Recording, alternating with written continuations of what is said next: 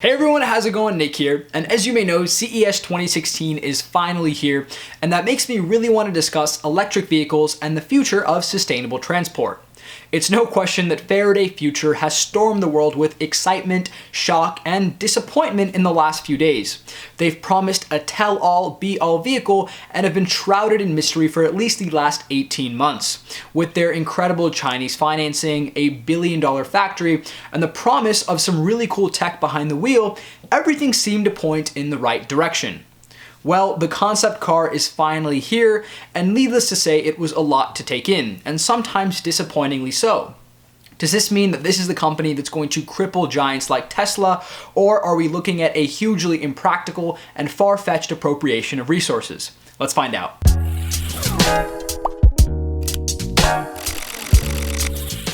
So I guess one of the things that really had people surprised was that in many of the smaller press conferences and interviews before CES, we were promised a revolution to the industry, right? A small, practical, techy, and comfortable car that would very well shake up the marketplace.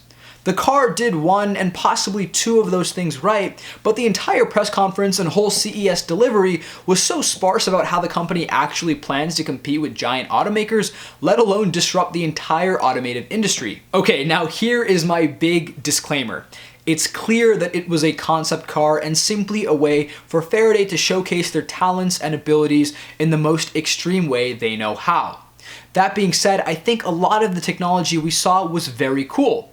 One of the things I found most interesting, however, was the fact that the company sounded more like a tech conglomerate than a progressive automaker, and that's not something to frown upon.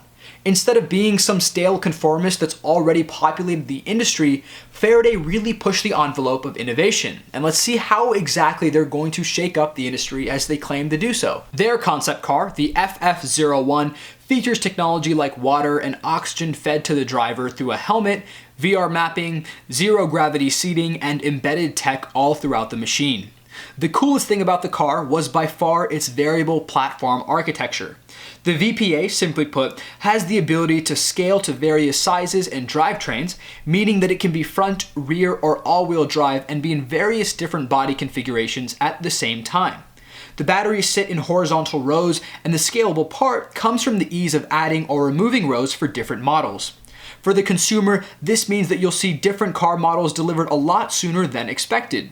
It took the Tesla Model S almost 9 years to go from initial concept designs to first delivery on the street, and Faraday promises that they can do the same thing in half the time, but also leverage next generation technology like VR and digital modeling. So now that we talked about the technology, let's discuss the bigger picture. Is a 1,000 horsepower Batmobile going to be reliable, practical, or affordable enough to challenge companies like Tesla? The short answer is no, and a lot of people believe that this whole display at CES was a distraction from what a real car should aspire to be.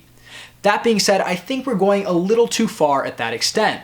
Faraday did a lot right, and they showed us that you don't have to be a 100-year-old car company to make changes and really excite people.